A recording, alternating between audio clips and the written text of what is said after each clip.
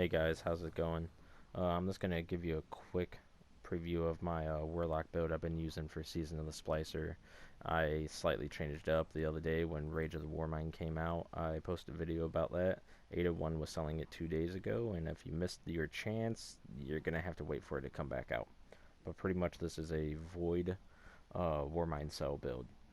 Now the exotics that we're using are going to be Mantle Battle Harmony and Telesto. And then the tree that we're running is Bottom Tree Void Walker for the Devourer effect. Mainly this to keep us alive because this is kind of a solo player build, and this one is kind of an ad clear build. So utilizing the Warmindcells, we're going to be using Global Reach. Now Global Reach is a Warmindcell mod that pretty much allows all of your Warmindcells to reach out farther when you explode them. About 20 meters, 30 meters is about what it's going to hit. I don't have the exact number, but it increases it quite a bit. Moving on from that, I use Warmind's Decree, which is Void Splash Damage Final Blows, has a chance to create a Warmindcell. Now you can get this from the Season of the Splicer artifact, and it's the very last column in the artifact. Moving on from that, I use Power of Rasputin. Now I'm using Power of Rasputin because this is going to give me a little bit more damage when I'm not exploding Warmindcells, because this build will produce a lot of them. So you might have a couple laying on the battlefield that you don't necessarily immediately get to. That's this going to boost your overall damage and give you a little bit more oomph for your Telesto. Not that it necessarily needs it, but it's really good.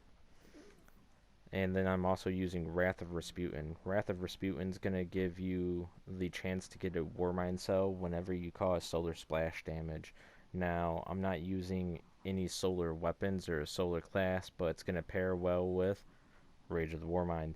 Rage of the Warmind is going to add solar damage to your explosions. Now, this is solar splash damage. And pretty much what will happen is when you hit a Warmindcell and you cause it to explode, it can wipe enemies in the room of the red bars, you know, and that can give you a chance to get a Warmindcell. And that works really well when you pair it with the fact that I'm getting Warmind's Decree. So my Void and my Solar are both causing the ability to get Warmindcells. Now that pretty much doubles your chances of getting one. They both kind of, you know, feed into each other. It's a nice combination. And I'm also using a 7 Seraph Carbine, and that's this because 7 Seraph weapons and Achilleos weapons have a chance of producing Warmindcells as long as if you're using Warmindcell mods. Well, that's pretty much all the mods that I'm using is all Warmindcells. The reason why is because they're powerful, you can get them quick.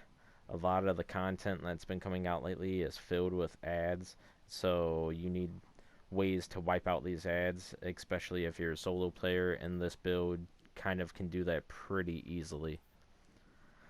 Now the reason I'm running with the Mantle of Battle Harmony is because if you don't have your super, if you get a kill with a weapon, so I'm using both void weapons, that matches your subclass, I'm using a void subclass, it will give you a super for every enemy that you kill. Now if you have your super already, what's going to happen is instead it's going to give you bonus damage after that first person you kill. You will see it pop down in the bottom left hand corner, and let's see if I can go over here and let's get it to pop. I already got my super.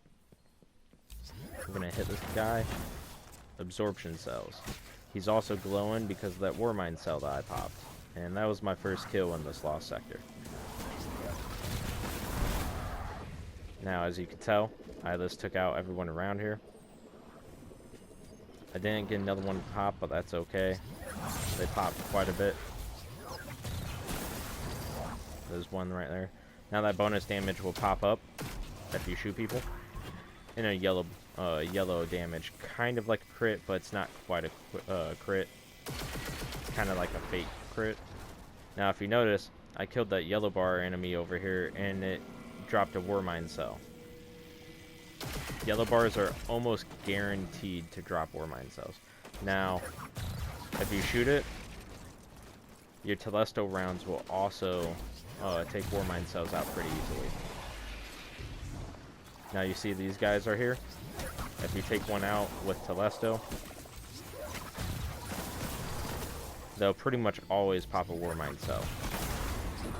Took him out. The explosion of that one popped a Warmind cell.